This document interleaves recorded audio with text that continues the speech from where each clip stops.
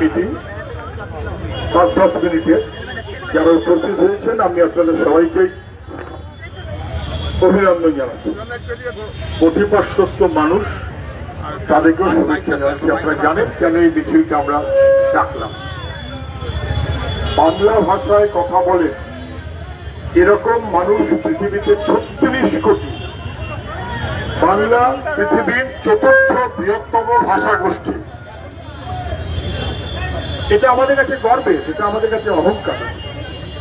কিন্তু বাংলাভাষী বলে তাকে বাংলাদেশি বলে দাগিয়ে দেওয়া হবে এবং তারপর হয়রানি করা হবে, হেনস্থা করা হবে, চক্রান্ত করা হবে, এ আমরা মানিনি, এ আমরা মানছি না। এটা গভীর চক্রান্ত হচ্ছে, না বুঝবার কোনো কারণ আমাদের নেই। আমরা চটজল দিয়ে মিছিল করলাম তো সারা বছর ধরেই আমাদের এই সমস্ত মানুষ বাংলায় সমস্ত নানান কথায় আমাদের থাকতে হয়। এর মধ্যে নতুনত্ব খুব কিছু নেই।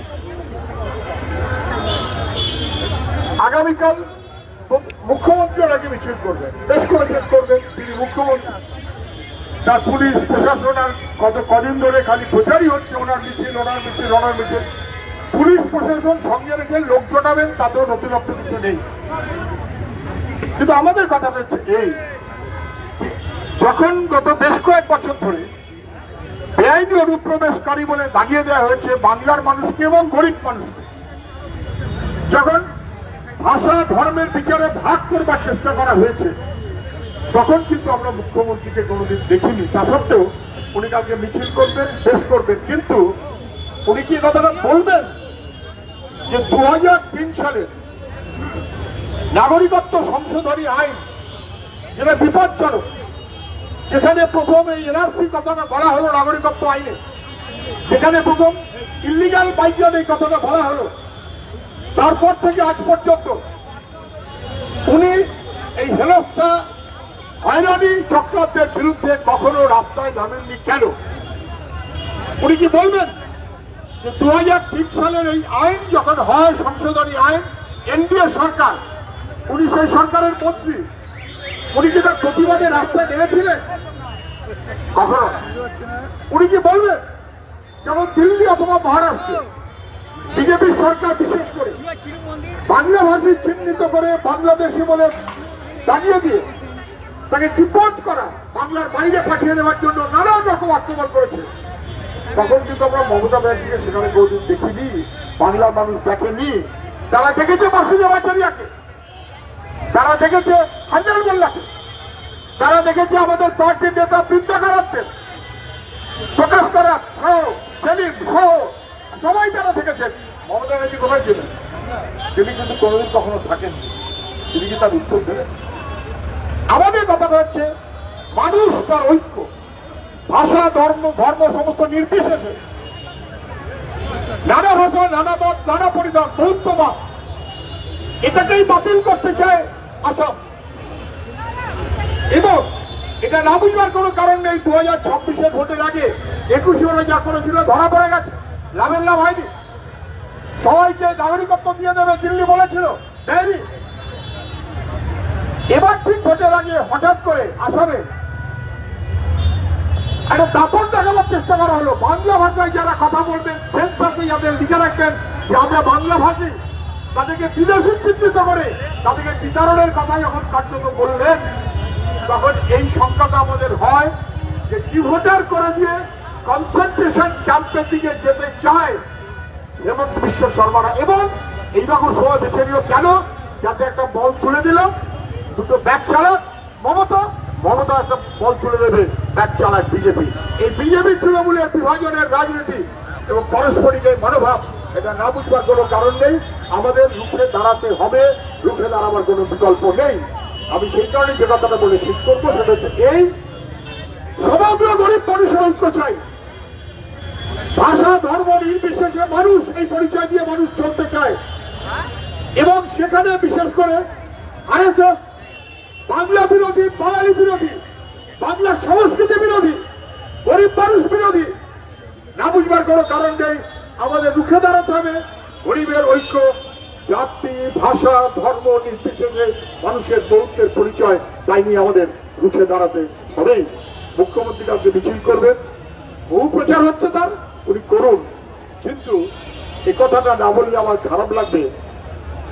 ওনাকে ভালো বানায় সামনে প্ল্যাকার্ড, আমরা সবাই চোর, আমরা সবাই চোরের মিছিলে মমতা ব্যানার্জিকে ভালো বানায়, তার মধ্য দিয়ে বাঙালিকে, বাংলা ভাষীকে কালবালিপ্ত করা হয়। সেই তিনি বাঙালি অস্মিতার আর্টিফিশিয়াল কোনো একটা ঠান্ডা করতে পারেন, কিন্তু এই মিছিলে ওনাকে খুব একটা মানায় না। এটা না বুঝবার কোনো কারণ নেই। আমরা সবাই সারা বছর ধরে মানুষ তার জ্ঞান, তার মান, তার শিক্ষা, তার কাজ, তার অধিকারের লড়াই আমাদের চালিয়ে যেতে হবেই। দেশটা আমাদের, কেউ তাকে ছিনিয়ে দিতে পারবে না। এই মনোভাবে সবাই চলবেন। সবাইকে শুভেচ্ছা জানিয়ে আমার কথা আমি শেষ করছি। নমস্কার। এখন বলবেন ভারতের কমিউনিস্ট পার্টি মার্ক্সবাদী পশ্চিমবঙ্গ রাজ্য কমিটির সম্পাদক ও পার্টির পলিট ব্যুরোর সদস্য কমরেড মোহাম্মদ সিদ্দিক। যারা দীর্ঘক্ষণ দীর্ঘ পথ মিছিলে হাঁটলেন, দুপাশের মানুষ যারা স্বাগত জানালেন, তাদের সবাইকে ধন্যবাদ, অভিনন্দন। কেন আজকে এই মিছিল আমাদের করতে হলো?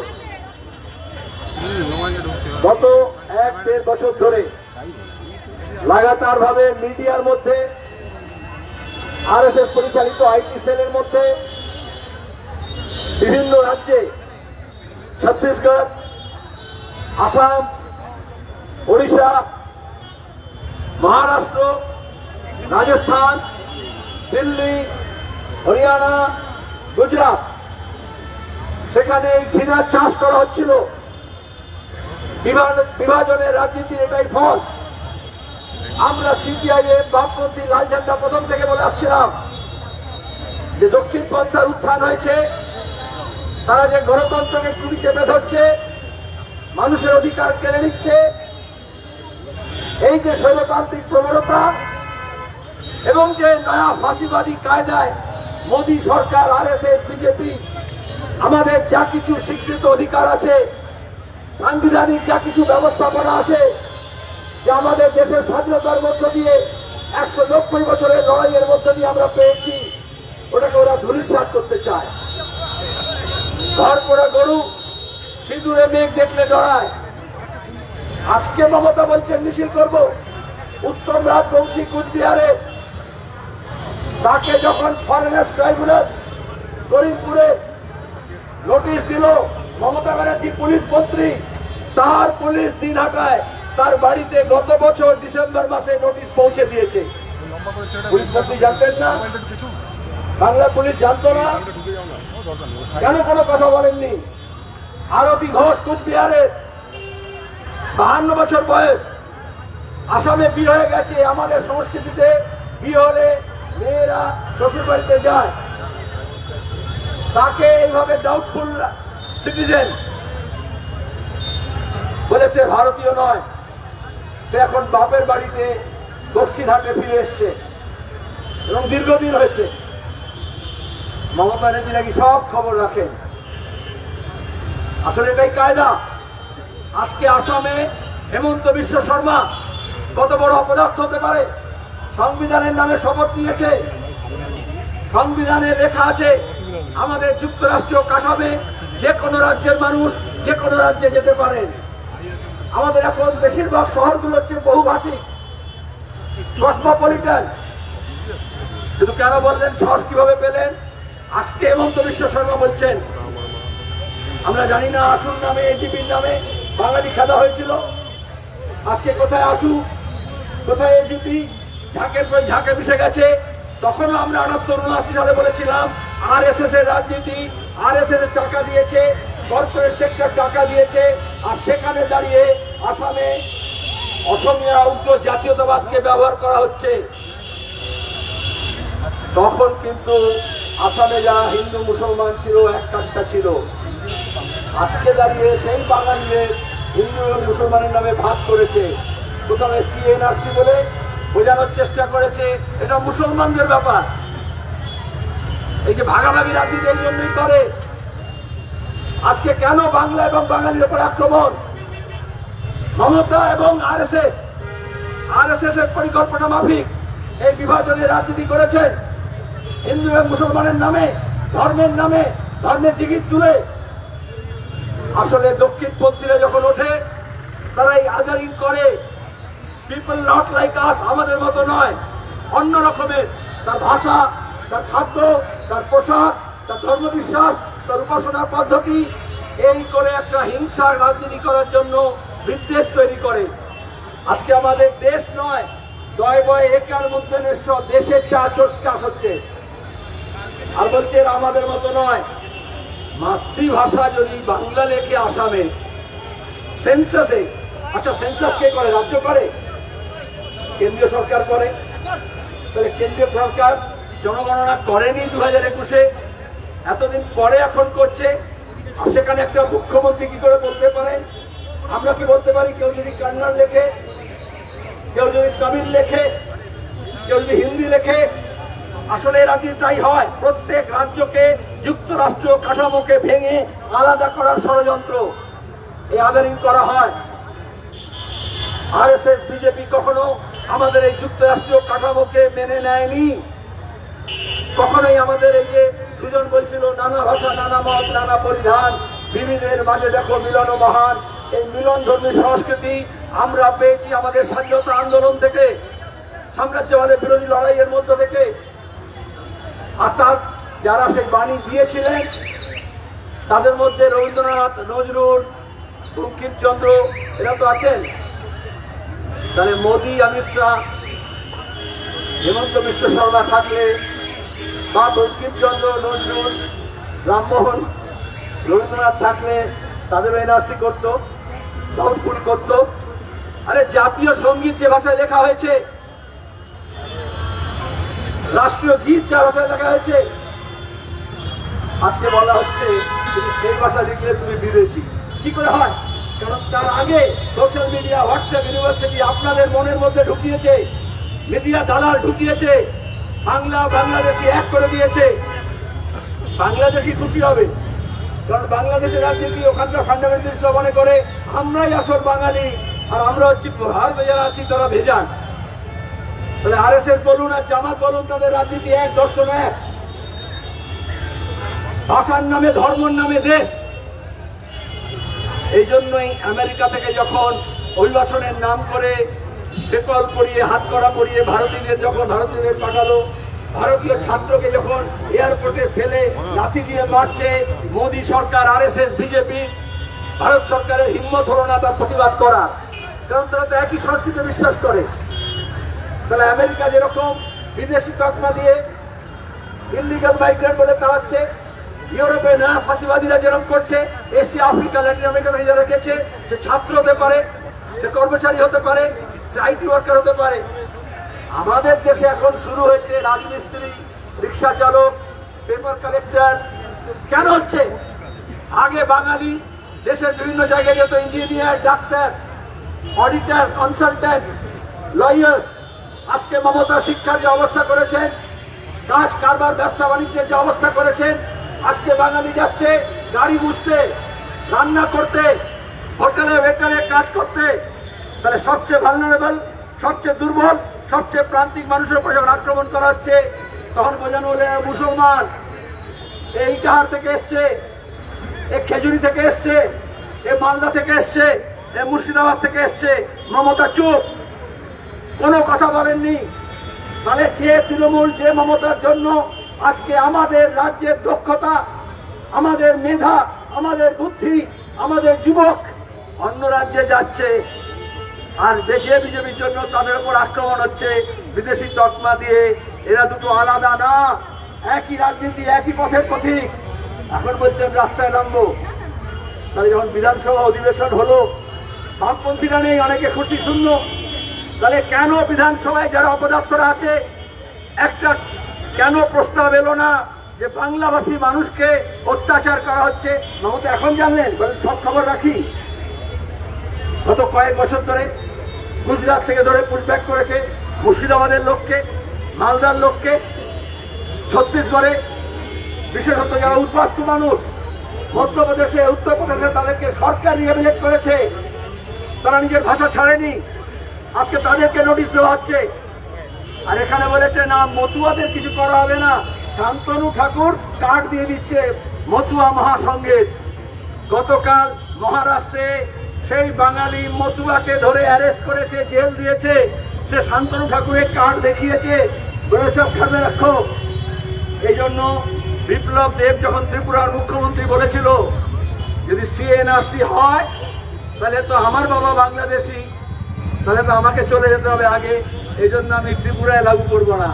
বিজেপি কিরম দোগলা নীতি বলুন। তাহলে আসামে বলছে ভাষাগত সংখ্যালঘু।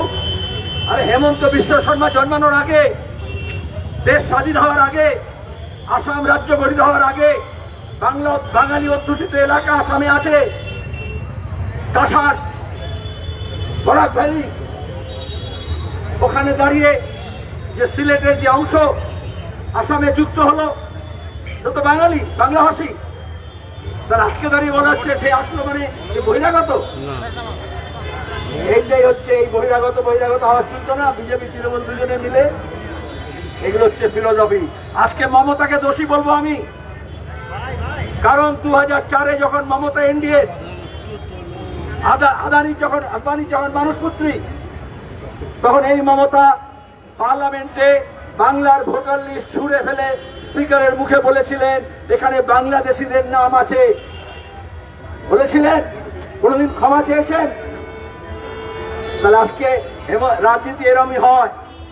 হেমন্ত বিশ্ব শর্মা এখন বলছে, কিন্তু 78-এ মঙ্গলদৈ উপনির্বাচনে আসামে আজকের প্রজন্ম জানে না, প্রথম আওয়াজ তোলা হয়েছিল উপনির্বাচন করতে দেব না, কারণ এই ভোটার লিস্টে বাংলাদেশি নাম আছে। তারপরে এনআরসি, তারপরে ডিটেনশন ক্যাম্প, তার আগে ডি ভোটার, আগে ভোটারকে ডাউটলুট করেছে, এখন সামারি ইন্টেন্সিভ রিভিশনের নাম করে ওরা এই কাজটা করতে চাইছে। আসলে মোদ্দা কথা হচ্ছে ভোটের আগে মমতা মোদীর এসে বলেন আমাদের ভোট দিন, আর ভোটের পরে এমন অবস্থা করতে চাইছে যাতে সামনের বছরে লোকে বলে আমাদের আর কিচ্ছু চাই না, ভিক বাহিরে কুকুর ঠেঙা, আমাদেরকে ভোট দিতে দিন। ভোটের অধিকার কেড়ে নেওয়া, কোথাও বন্দুক পিস্তল দেখিয়ে, কোথাও মস্তানি করে, কোথাও ভোটার লিস্টে ডি ভোটার করে দিয়ে আসলে একটা অংশের মানুষকে তাদেরকে ডাউটফুল সিটিজেন করার চেষ্টা করা হচ্ছে, সংকুচিত করা হচ্ছে অধিকারকে। এই অধিকার সংকোচনের বিরুদ্ধে বামপন্থীরা লড়াই করে এসছে, লড়াই করবে। বামপন্থী মানে 9 জুলাই গোটা দেশের 25 কোটি মানুষ, শ্রমজীবী মানুষ, খেটে খাওয়া মানুষ, ছোট দোকানদার, ব্যবসায়ী, কৃষক, শ্রমিক একসঙ্গে উঠে দাঁড়িয়ে প্রতিবাদ করেছে। আর দক্ষিণপন্থী মানে হচ্ছে বাঙালি, বিহারি, হিন্দু, মুসলমান, জগন্নাথ, রাম, এই নামে ভাগ করে দেওয়া, টুকরো করে দেওয়া। আপনাদের ঠিক করতে হবে, আমরা যদি একসঙ্গে থাকি কারোর বাপের হিম্মত হবে না কোনো একজন বাংলাভাষী মানুষকে এদেশ থেকে বিতরণ করতে পারে। আর আমরা যদি ভাগ হয়ে যাই তাহলে সেই ভাগাভাগির মধ্যে দাঁড়িয়ে তাদের সুযোগ পেয়ে যাবে। এই সুযোগ পেয়েছে আসামে, এই সুযোগ পেয়েছে দেশে, এই সুযোগ পেয়েছে বাংলায়। সেই সুযোগ থেকে আমরা আমাদের অধিকার না হারিয়ে ওদের এই সুযোগ আমাদের কেড়ে নিতে হবে, যে আমাকে দাঁড়িয়ে বলবে আমার ভাষার ভিত্তিতে, আমার পোশাকের ভিত্তিতে, আমার খোরাকের ভিত্তিতে কাগজ দেখাও। যে মোদি, যে মমতা নিজের ডিগ্রির কাগজ দেখাতে পারে না, তারা এখন আমাদেরকে ভোটার লিস্টে নাম রাখার জন্য আমাদের কাছ থেকে কাগজ চাইছে। আমাদের প্রতিবাদ চলবে, এটা শুরু হলো, এই লড়াই লড়বো এবং আমরা এই সমস্ত বেআইনি কার্যকলাপকে বন্ধ করা, অসাংবাদিক কার্যকলাপকে বন্ধ করা এবং আসামের মুখ্যমন্ত্রীকে ক্ষমা চাইতে হবে, ক্ষমা চাইতে হবে বিজেপিকে। তার মুখ্যমন্ত্রীরা করেছে, তদ্বিপরীতে আন্দোলন আমাদের চলবে। ধন্যবাদ।